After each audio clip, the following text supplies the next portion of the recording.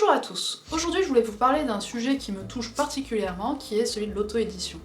J'ai commencé par l'auto-édition, comme beaucoup d'auteurs qui commencent et qui se croient talentueux et injustement méprisés par l'édition traditionnelle. Je me suis dit que en auto-éditant mes romans, j'arriverais à atteindre un lectorat.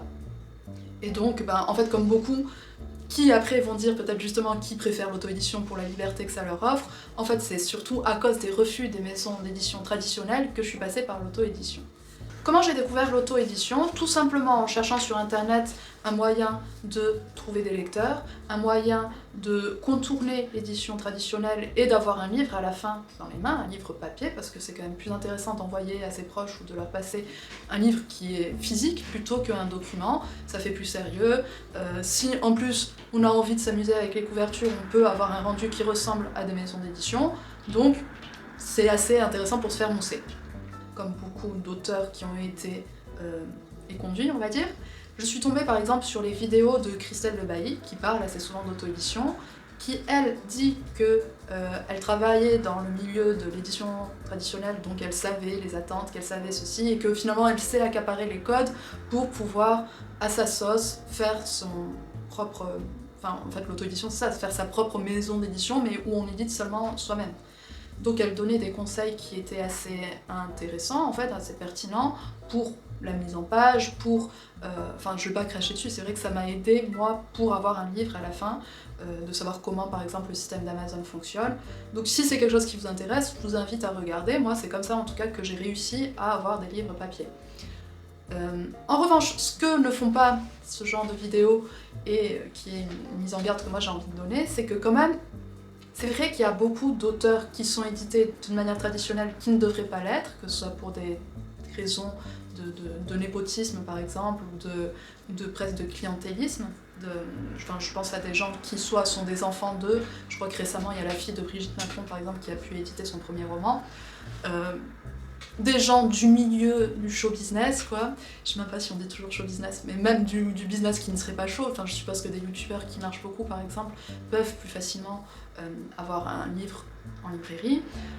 Je pense aux gens, donc, comme je disais, à des présentateurs comme Lilia Hassen, je pense à des gens comme Nathan Dever qui étaient sur les plateaux de CNews, je pense à des enfants d'écrivains qui y arrivent plus facilement, ou des enfants de toute autre chose qui n'est pas des écrivains, qui ne sont pas des écrivains, mais qui arrivent quand même à avoir un réseau. On pense notamment, par exemple, à la fille de Inès de la Fressange, je sais plus comment elle s'appelle, Nîmes, peut-être, quelque chose comme ça, qui a réussi aussi à éditer son premier roman récemment, peut-être l'an dernier ou il y a 2 ans. Donc c'est sûr que quand on a Enfin, n'importe qui peut tomber sur ce genre de choses, donc n'importe qui peut se dire que c'est un système injuste, et finalement ça peut légitimer un manque de remise en question de son propre talent. Enfin, c'est l'idée romantique un peu de l'artiste maudit. Donc le problème en fait avec ce système qui est injuste, c'est que des personnes qui ne travaillent peut-être pas assez aussi leur texte, parce que je pense qu'il n'y a pas un talent qui est inné, je pense qu'on peut peut-être avoir des facilités dans la langue ou ce genre de choses, mais c'est quelque chose qui se travaille. C'est quelque chose... Enfin... devenir écrivain, c'est pas comme ça du jour au lendemain. Il y a des milliers et des milliers, je pense, de livres avortés, d'idées comme ça qui n'ont pas abouti dans les tiroirs d'un bon auteur. Ce genre de vidéos, ce genre de contenu, comme Christelle Le Bailly, ne donne pas assez les outils aux auteurs pour savoir vraiment ce qu'ils valent, pour savoir vraiment est-ce que leur texte mérite vraiment de trouver un lectorat, et voilà, donc beaucoup de gens vont s'auto-éditer, ce qui va créer une sorte d'offre qui est tellement pléthorique que finalement le jour où vous-même, même si vous avez préparé la sortie de votre livre, vous le faites, il est très peu probable que vous trouviez vraiment un lectorat qui ne serait pas vos amis, vos collègues, ou quelques gens que vous aurez sur les réseaux sociaux. En fait, il y a le problème avec l'auto-édition, l'idée n'est pas mauvaise, puisque il y aurait peut-être moyen de contourner aussi peut-être de la censure ou ce genre de choses, ou en tout cas de pouvoir aborder plus de sujets que l'on ne le peut aujourd'hui en maison d'édition traditionnelle. Je parle pas de sujets tabous, ce genre de choses, mais juste rien que par la forme, en fait, un livre qui est très long, par exemple, aura beaucoup moins de chances d'être édité. Un livre qui parle de quelque chose qui ne serait pas porteur, qui ne serait pas un sujet actuel, sociétal, ou ce genre de choses, a peut-être moins de chances d'être édité. Enfin, en fait, c'est pas...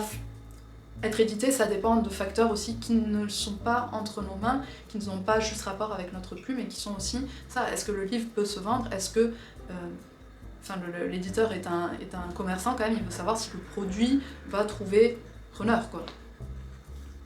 Et donc le milieu de l'auto-édition imite un peu celui de l'édition traditionnelle, c'est-à-dire qu'il y a de grands noms de personnes auto-éditées qui font vraiment une entreprise avec un système d'écriture à la chaîne un peu, où ils arrivent à pondre un livre presque tous les mois, et ces personnes-là en fait arrivent finalement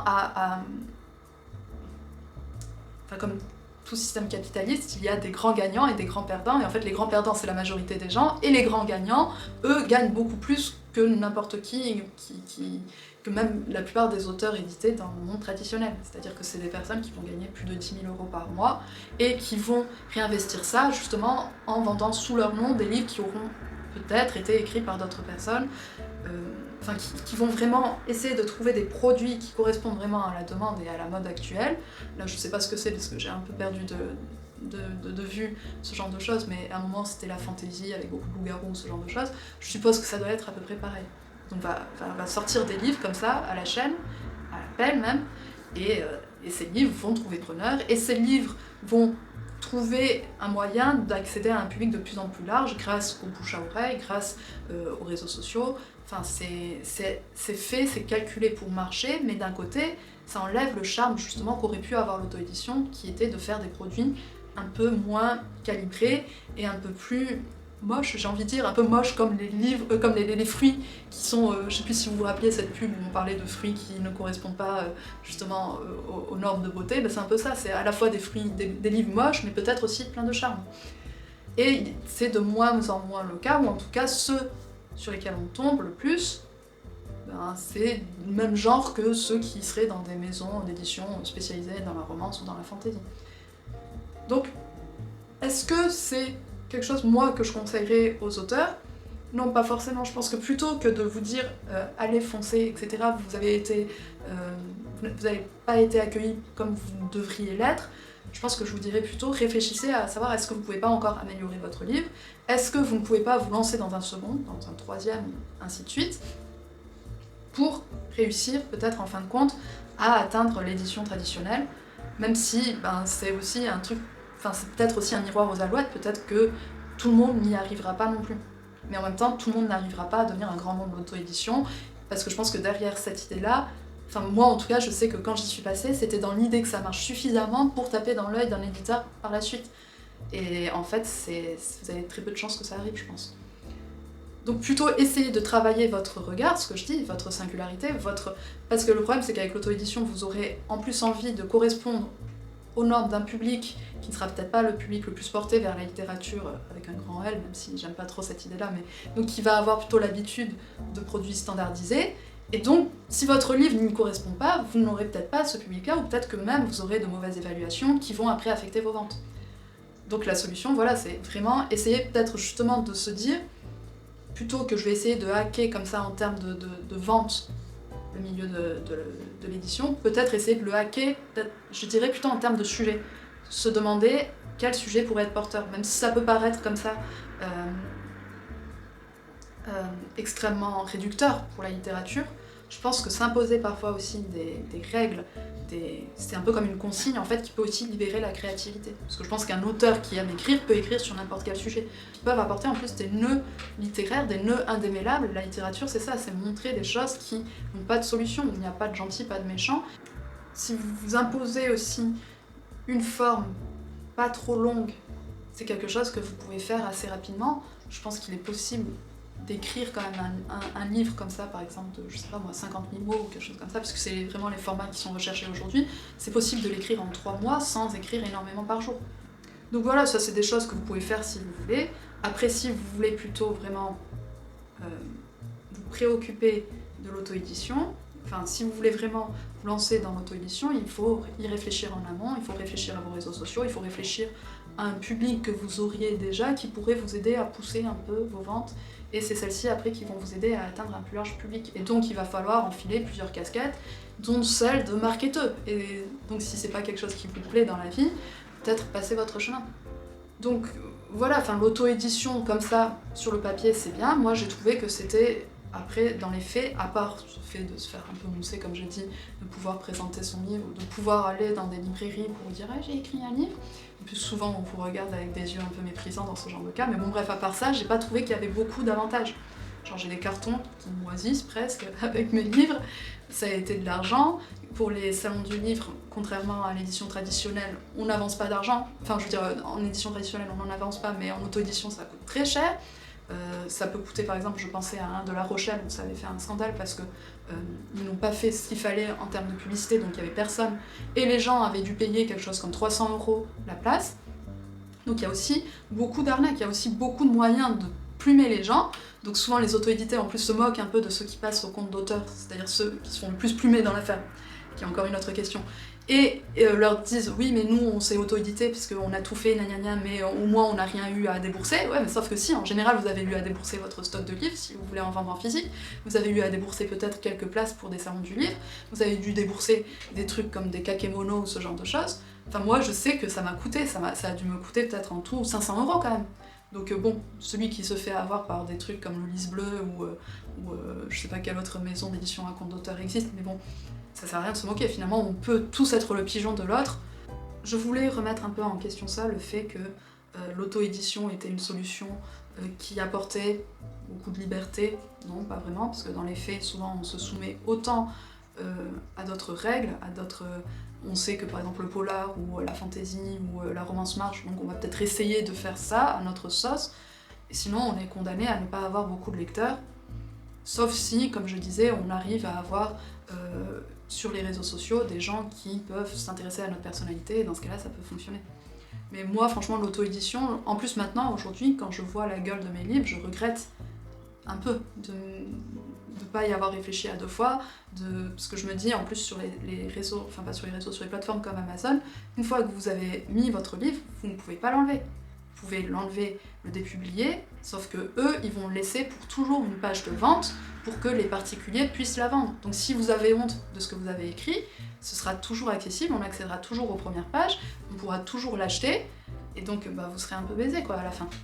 C'est des choses qu'on ne dit pas. Pourtant, c'est vraiment, je pense que ça peut être dérangeant si vraiment on s'aperçoit qu'on s'est beaucoup amélioré entre le premier roman et le 5e, 6e, etc. quoi. Donc voilà, si vous proposez quelque chose de vraiment différent des standards, ça ne risque pas de marcher, et ça risque de vous fatiguer en plus, parce que tout ça c'est extrêmement chronophage, de devoir animer des réseaux sociaux, de devoir faut faire des posts et des trucs comme ça, des trucs promotionnels, c'est pas forcément des choses avec quoi tout le monde est à l'aise.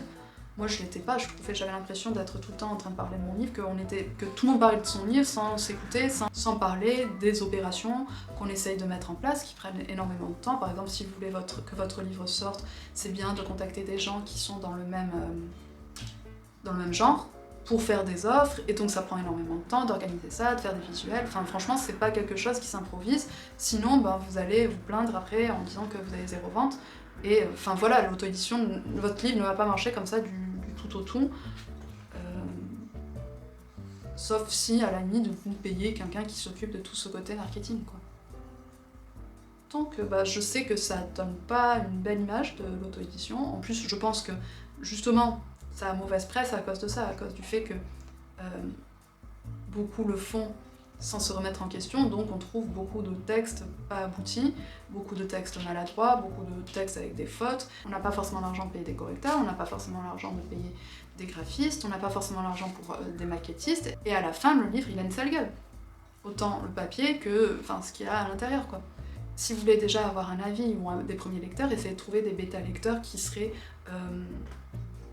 qui ne feront pas forcément partie de votre famille, parce que c'est sûr que quand ils font partie de votre famille, ils peuvent être trop gentils, ou au contraire trop durs en se disant oui comme ça elle va s'améliorer, et finalement il vaut mieux que ce soit une personne que vous ne connaissiez pas ou qui ne fait pas partie de votre entourage. Vous pouvez en trouver sur des forums, vous pouvez en trouver justement sur les réseaux sociaux si vous voyez des extraits d'une personne qui écrit et que vous trouvez que ça vous parle.